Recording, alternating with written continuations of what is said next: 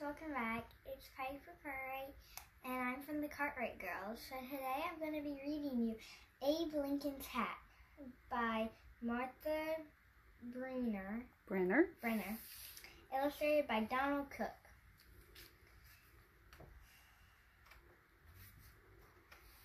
Abe Lincoln didn't have much money, but when he became a lawyer, he wanted to look his best. He bought a long black coat and a tall black hat.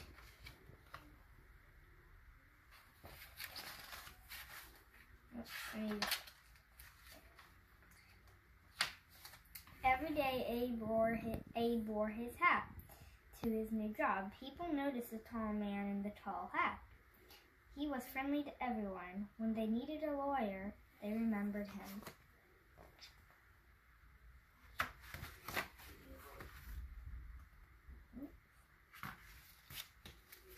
Abe lived in Illinois.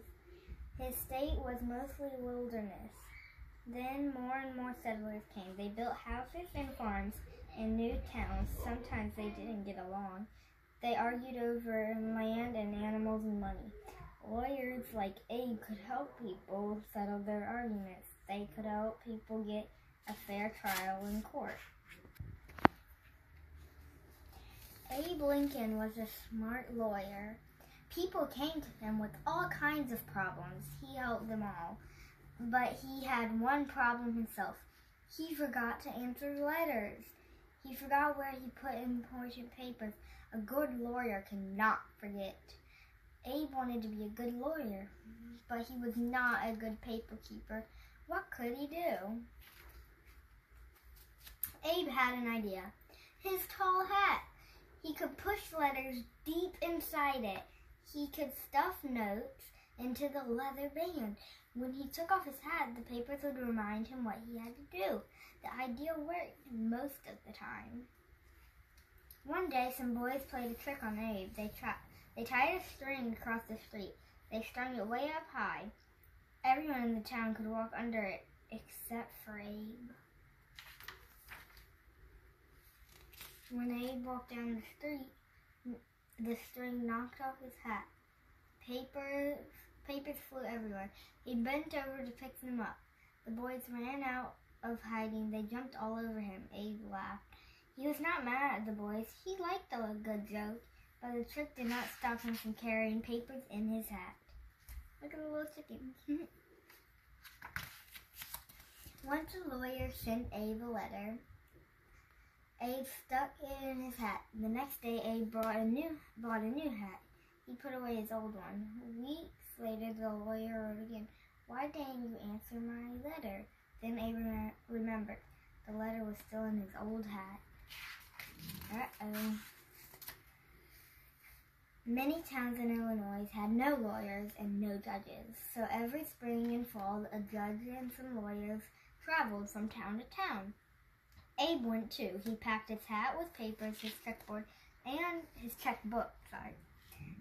handkerchief. At the end of the parade of lawyers rode the judge.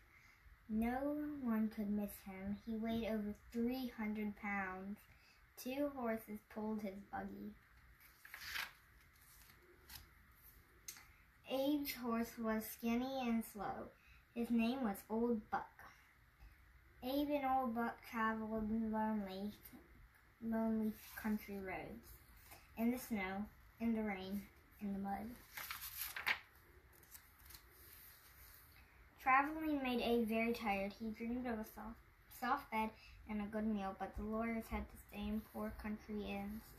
The food was bad, the rooms were cold, the beds were crawling with bugs. The lawyers had to share beds, except the judge, he had his own. I'm guessing that's the judge then. Early in the morning, the courthouse bell would ring. Abe hurried to court. Pigs lived under the courthouse. Abe had to talk loudly over the grunts and squeals. People came from near and far to hear Abe. He made trials easy to understand. He told jokes and stories. People said he could make a cat laugh. Once Abe whispered a joke to another lawyer. The lawyer laughed out loud. Quiet, the judge yelled. You are fined $5. When the trial was over, the judge asked to hear the joke. He laughed as hard as the lawyer. That was worth $5, he said. Forget the fine. At another trial, two men argued over who owned a young horse. Each said he owned the mother of the colt. Abe led everyone outside. He put the two grown horses on the side of the lawn.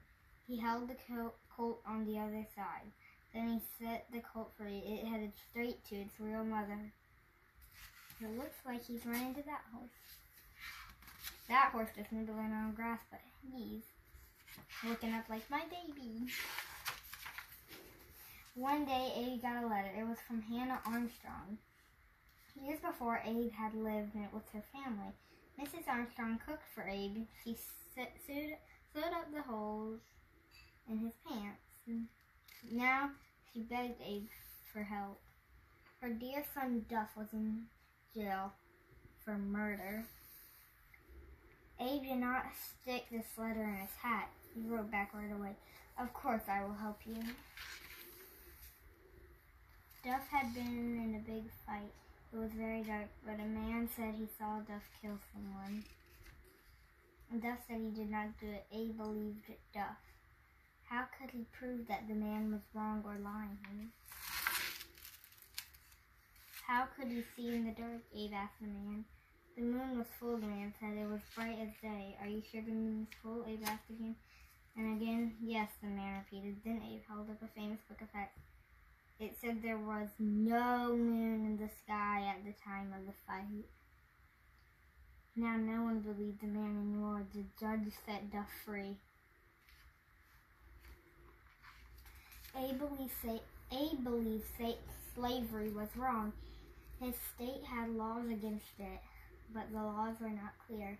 Many blacks were treated like slaves. Nance was one of them. Is it Nancy or Nance? Nance. She worked for a storekeeper who sold her to another man. This man treated Nance badly, so she would not work for him. Abe argued for Nance in court. Illinois was a free state, he said. All its people are free. Whatever their color, the judge decided Abe was right. From then on, no one could be bought or sold in Illinois. Abe had saved Nance, but half of the states in America still had slaves. In a few years, there would be new states out west. Abe did not want slavery to spread to these states. Abe tried to get elected to the U.S. Senate. If he won, he could make laws to stop slavery. He ran against Stephen Douglas. Douglas argued that each state should decide for itself and that each state should decide for itself if it wanted slaves. They gave speeches all over Illinois. Thousands of people heard them. Abe lost the election but became famous. In 1860, Abe ran for president. Stephen Douglas ran too. At this time, Abe won. He grew a beard for his new job. He took his family to Washington. At every train station, crowds cheered the new president. Abe was ready to make his first speech as president. He carried a cane and tall silk hat. In his speech, he looked for a place to put his hat. Stephen Douglas stepped up. If I can't be president, he said, I can at least hold this hat. Abe Lincoln was a great president. He freed the slaves. He worked for fair laws. He helped unite the nation after a long war. But he never changed his ways. He always kept important papers in his tall hat. And now these are some famous people from the story. So right here is Abraham Lincoln. He was the 16th president. Right here is Judge David Davis, Duff Armstrong, and Stephen Douglas. And it says right here, all the stories in this book are true and all the people really lived. Here are photos of some of them. When the photos were taken around 1860, the camera was a new invention.